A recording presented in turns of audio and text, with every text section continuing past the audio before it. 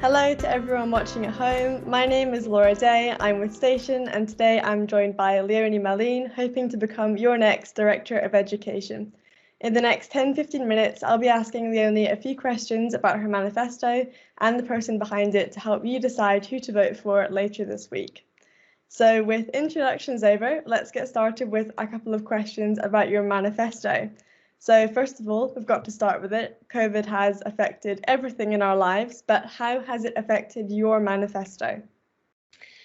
Well, I think the way that I wrote my manifesto is informed by the restrictions that we have faced and also the opportunities that we maybe have in front of us as a result of COVID. So, right in the beginning, like in the first section, I say that the pandemic actually maybe has provided us with a few opportunities regarding lecture capture, digital resources, online submissions, things like that have really been changed by the pandemic because no one's handing in any paper anymore. No one is going to any lectures. So all of those kind of things definitely have informed my manifesto. Yeah, I don't go into into that much detail regarding the effect of COVID on education as a whole, because I think that's something that remains to be seen. I really, I do say that it will have changed the face of education for the near future, but I'm really personally not sure yet how that's going to look. But I do think it provides an opportunity for better accessibility of education currently and for future students. So yeah, that's We certainly live in uncertain times. yeah. Sure. You talk in your manifesto about student representation and its importance. So how will you ensure that all student voices are heard and so play a part in shaping policies? Well, the role of the director of education is very much focused on learning and teaching, and they collaborate very closely with the school presidents, with faculty presidents, with class representatives. And I think within those structures, there's a huge opportunity to get a lot of different perspectives from different courses, from people in different learning communities, and working closely with, postgraduate communities, with lifelong flexible learners. That's all within the role of the DOED. So I think that that's really key because it means that the DOED is one of the central points of shaping how learning and teaching policies are formed. The close collaboration with the proctor would allow me basically to take that feedback from everyone and bring it to the person or the office that is making those decisions on a daily basis, that is really shaping how students learn here in St. Andrews. And aside from that, the DOED also has a position on university court, and that is one of 5 student representative positions. So we have one actual student, which is the rector's assessor. We have the rector elected by students. We have the president and DOED elected by students. And then we have the senior lay member, who is also elected by students, but I don't think almost anyone knows who exactly that is or when they're elected. So there's 5 out of about 26 members that are elected by students or in some way appointed by student representatives.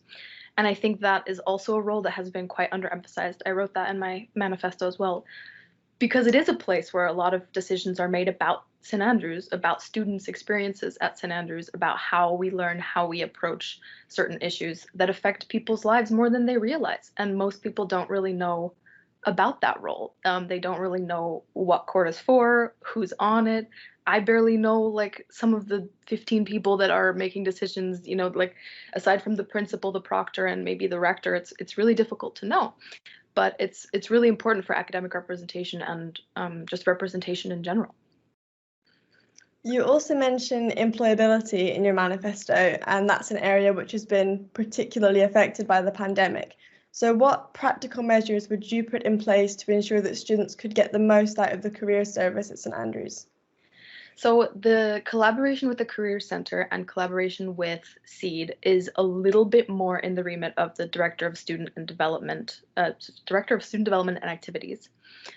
But there's definitely things that the DOED can do in order to help inform that work and to work alongside with the DOSDA, because obviously all of us are here to be able to be more employable. Like we're studying an undergraduate degree so that we can get into the world of work and so that we can be informed and so that we can learn about things that we're interested in and then contribute to the world in whichever way we want. So it's obviously one of the main focuses of having an education is to be employable. So I think it will inform almost everything that I do because creating a good student experience is creating an experience that will allow them to build on their employability and to have experiences that will, help their personal development and their career development.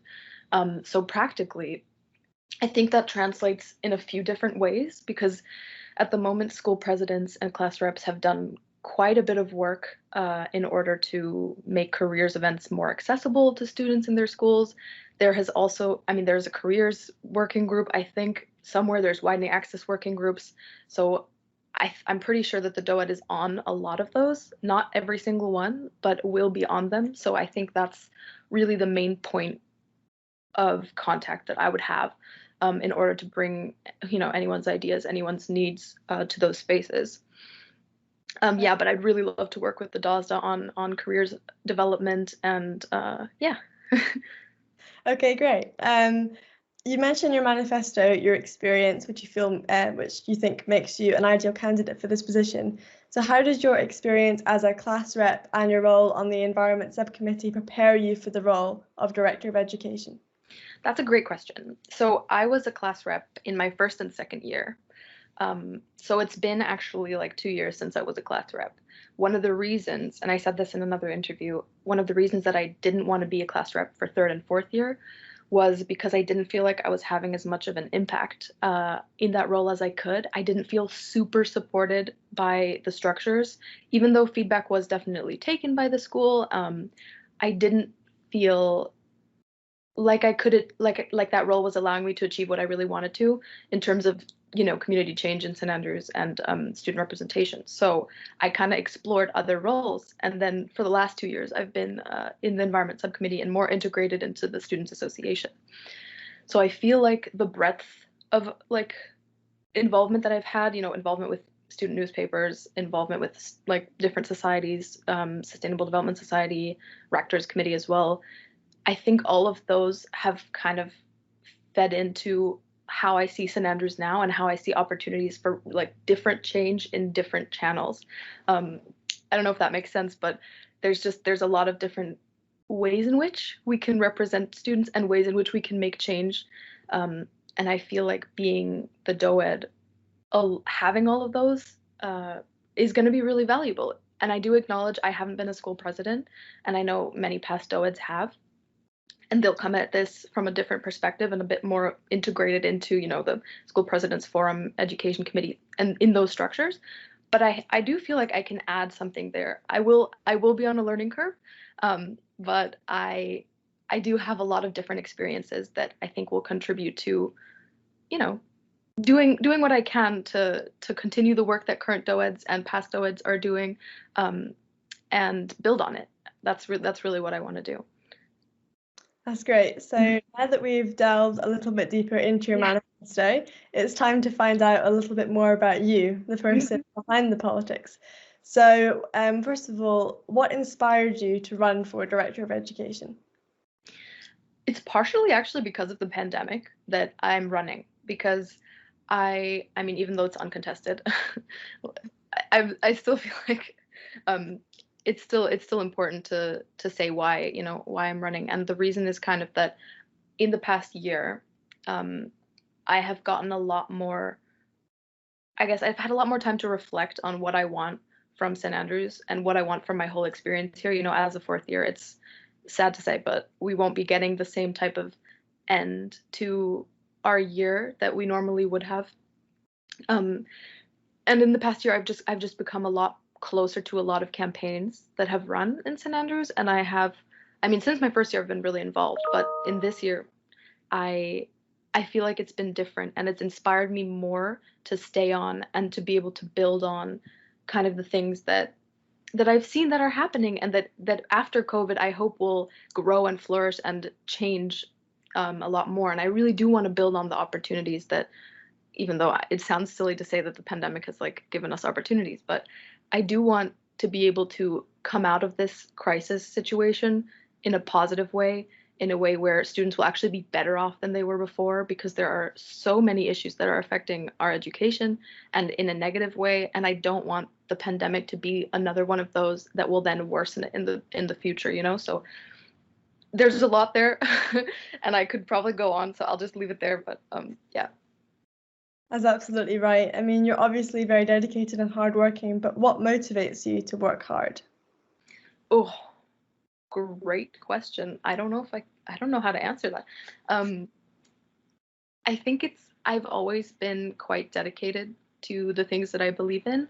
I don't know if that's from my education or my upbringing, but I'm one of those people that believes, like, if you believe in something, stand up for it. And I'm very much of the opinion that if you go for something, like, go all the way and go hard and do the job right, you know? Like, I never like to go halfway with initiatives. I really don't. I put my all into it. I start to, even though this might not be healthy, I start to put, you know, my soul, my heart into the things that I do. So I think that's probably the best answer I can give. Okay. What are you looking forward to most post-lockdown, if we ever get there? Oh, if we ever get there, I cannot wait to just like sit inside of a cafe with like 10 people, have a mini party. I want a movie night. I would love to go to the gym again, maybe. I don't know. There's so many things on that list, but the one that I've been missing the most is just like sitting inside of a cafe with a friend and just like having a relaxing time that isn't in my bedroom. And just, yeah, it does affect so many people's well-being and like abilities to study. So that's actually also something that I hope will inform, you know, how we come out of this pandemic. Yeah. I think we're all missing the social interaction that we used to take for granted. It's very strange. So in the final minute, I'd like to give you the opportunity to say something to everybody watching at home. Why should they vote Leonie Malin for Director of Education?